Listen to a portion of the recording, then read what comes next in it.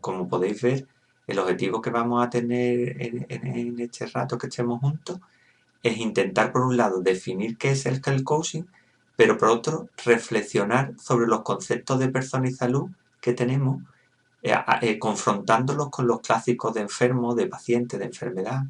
Lo que intentamos en realidad es que nos demos cuenta que lo que tenemos enfrente no es un recipiente para adquirir conocimiento, sino que lo que tenemos son personas con sus propios potenciales y sus propios recursos para afrontar cualquier cosa que le traiga la vida, en este caso pues, un problema crónico de salud.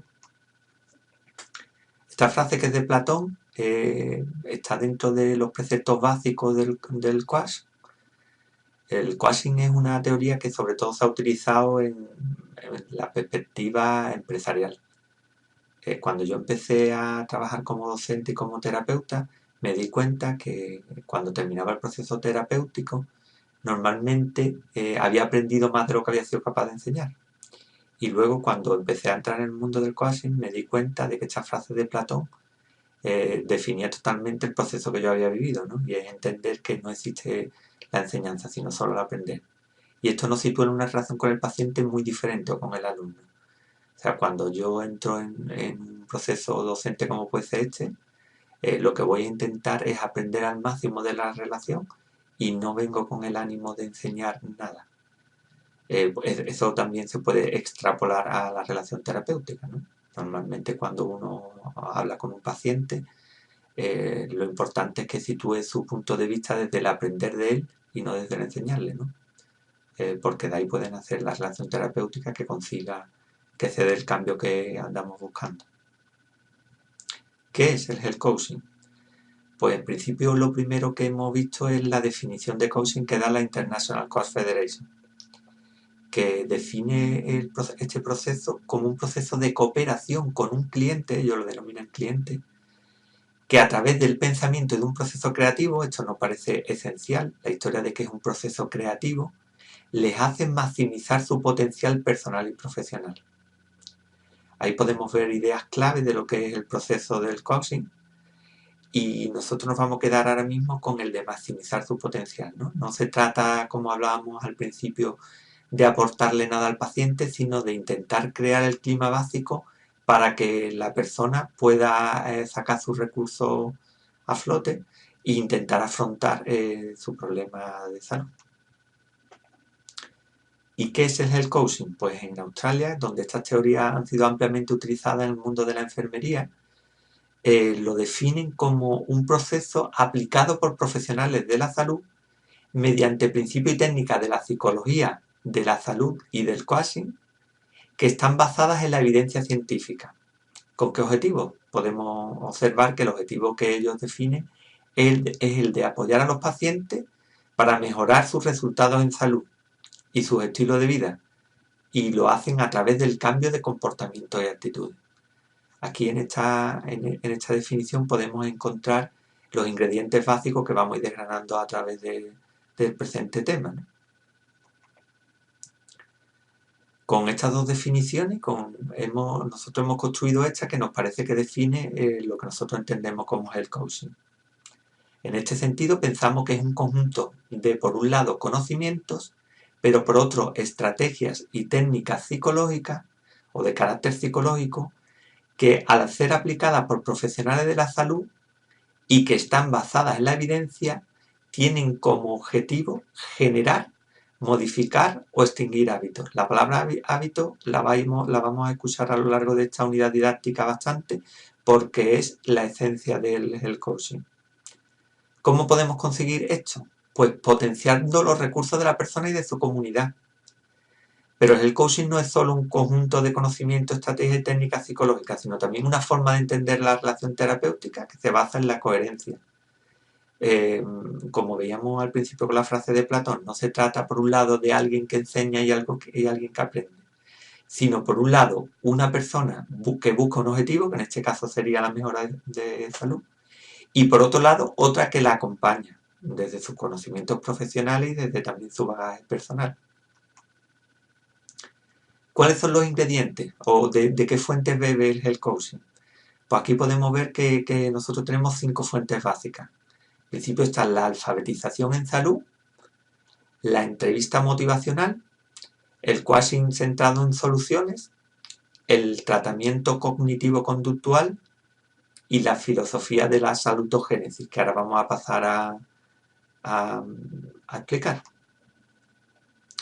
Lo primero que vamos a ver es el concepto de alfabetización en salud. ¿Cómo lo definimos?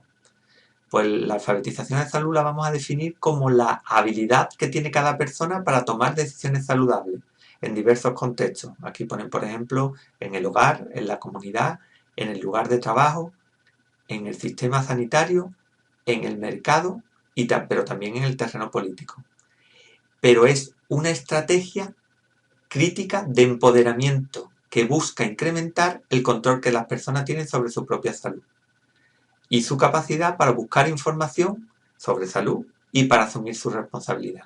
Esto es esencial. La palabra empoderamiento y la palabra responsabilidad nos va a seguir en esta unidad didáctica y en las que siguen, porque entendemos que la responsabilidad de la salud la tiene la persona que tiene el problema crónico de salud. Y que en muchos casos el modelo paternalista que en ocasiones hemos aplicado lo que hace es que la persona con un problema crónico de salud sea dependiente del sistema sanitario, lo cual nos parece un peligro y además no ayuda ni al sistema sanitario por un lado, pero por supuesto tampoco ayuda a la persona a solucionar sus problemas. Por otro lado, también un ingrediente básico del coaching será la entrevista motivacional. ¿Cómo definen sus autores lo que es una entrevista motivacional? Pues te dicen que es un estilo de asistencia directa, pero que esencialmente se centra en el cliente y que va buscando provocar un cambio en el comportamiento.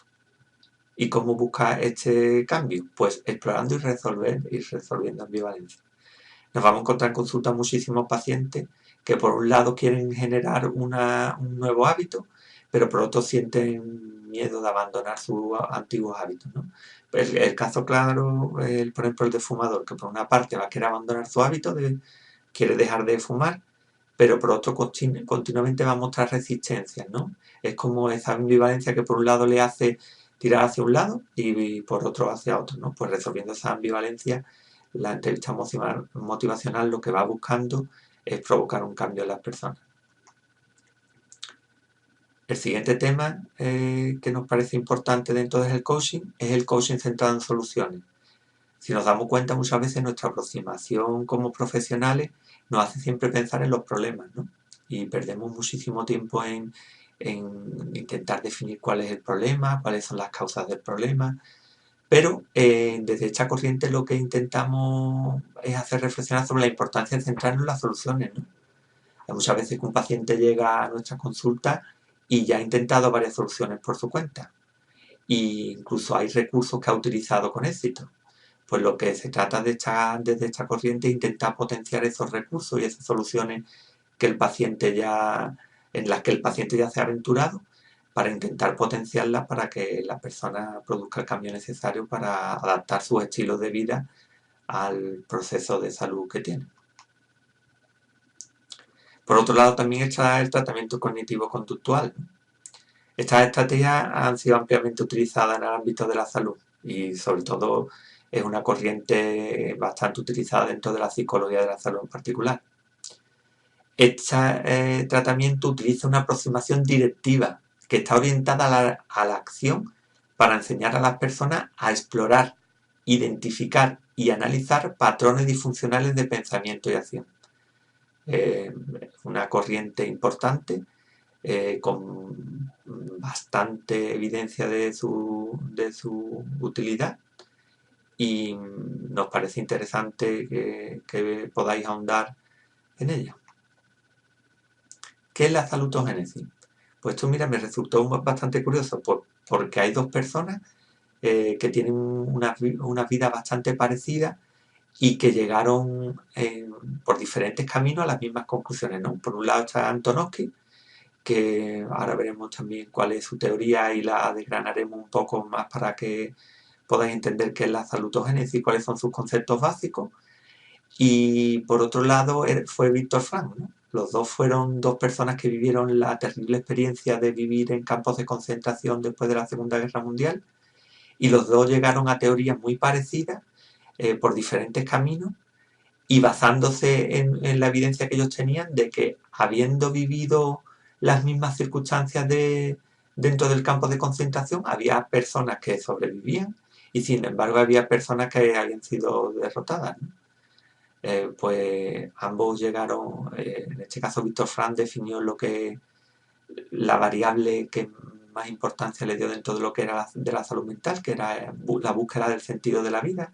Él consideraba que las personas que ante una circunstancia de vida le encontraban un sentido a vivirla, pues eso le ayudaba a estar más conectado con su realidad y a estar más sano mentalmente. Y Antonovsky, pues ahora vamos a ver que su teoría fue bastante similar, ¿no?, a las conclusiones que llegó. Uno de los conceptos más claros que definen su teoría de salutogénesis es el río de la vida, y aquí lo podemos ver.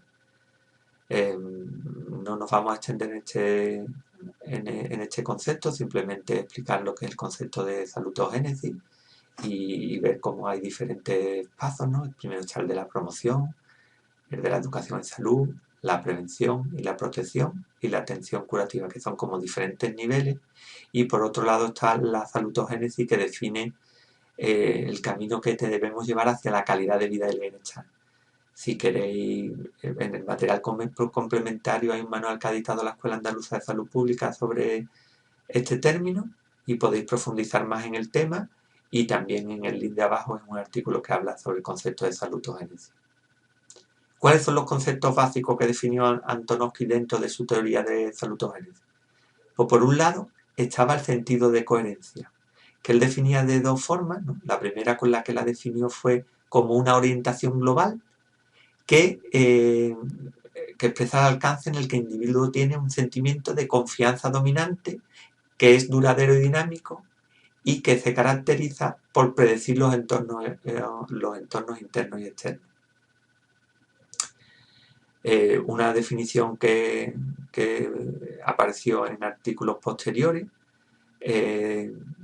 y que simplifica un poco la anterior es que el sentido de coherencia es una tendencia disposicional relativamente estable que conduce a evaluar las circunstancias de la vida con tres características: como significativas, predecibles y manejables. Y ahora vamos a definir esos tres términos. ¿Qué es la comprensibilidad? Pues el componente cognitivo, es el entendimiento de lo que está pasando. En el caso que antes relatábamos de los campos de concentración, si alguien entiende lo que está ocurriendo, pues ese componente le ayudará a tener un mayor sentido de coherencia. Por otro lado, manejabilidad de gestión. La persona tiene la capacidad, la habilidad y los recursos y siente que tiene el control sobre esa situación, ¿no? Si dentro del campo de concentración yo siento que soy capaz de controlar lo que hago, lo que vivo, tendré muchísimo más sentido de coherencia y muchísima más capacidad de supervivencia que si me sitúo en el concepto de que mi vida no depende de mí, sino de los factores externos, por muy graves que estos sean, ¿no? Y por último, que es lo que coincide con la visión que dio también Víctor Frank, es el sentido, ¿no? Que es el componente motivacional. Lo que está pasando tiene un sentido, ¿no? O sea, si lo que yo estoy viviendo tiene un sentido, es muchísimo más fácil que yo me adapte a la situación, a si lo que yo vivo no tiene un sentido, ¿no? Y esto puede verse incluso en los duelos emocionales, ¿no? Si yo le doy un sentido de aprendizaje a esos duelos emocionales, y me adaptaré mejor que si llega un momento donde no entiendo lo que estoy viviendo.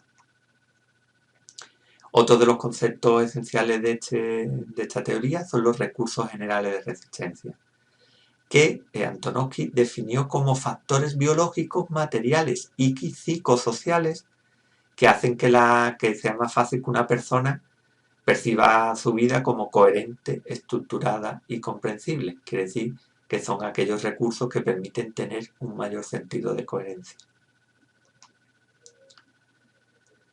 Ahora nos adentramos en otras teorías, en las de Carl Rogers, que fue el creador del tratamiento centrado en la persona, y que nos ayuda a enlazar con lo que hablábamos al principio cuando hablábamos del título de este tema, ¿no?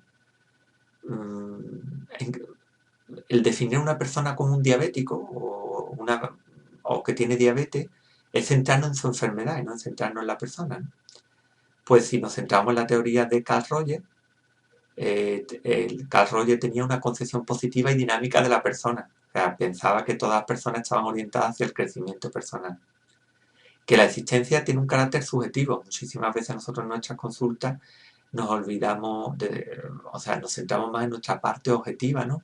De lo que es la ciencia, y se nos olvida la importancia de la subjetividad en el cómo una persona afronta su enfermedad, la vive, pero incluso conceptos tan fisiológicos como puede ser el de dolor, ¿no? Tienen un carácter subjetivo tremendo que muchas veces a nosotros se nos olvida, ¿no? Roger también definía valores humanos como la libertad, la responsabilidad y la conciencia como base del desarrollo personal y del cambio, ¿no? En este sentido hablábamos anteriormente de la libertad que tienen las personas para cambiar. Hay personas que incluso desde su reflexión consciente sobre el problema que están viviendo deciden no hacerlo y son libres de no acometer ese cambio, ¿no? Eso es esencial. Ahora también son responsables, ¿no? De la situación que viven. Yo por mi práctica profesional me he encontrado con muchísimas personas que decidieron no cambiar y simplemente tuvieron que asumir luego responsablemente las consecuencias que le traían el mantener ciertos hábitos, ¿no? Yo antes trabajaba con drogodependientes y viví muchísimas veces gente que decidieron abandonar el consumo, incluso que acabaron falleciendo a causa de este, ¿no? Y después, lo más importante de esta teoría que nosotros queremos traer para este tema es que la relación entre el terapeuta y el cliente es determinante.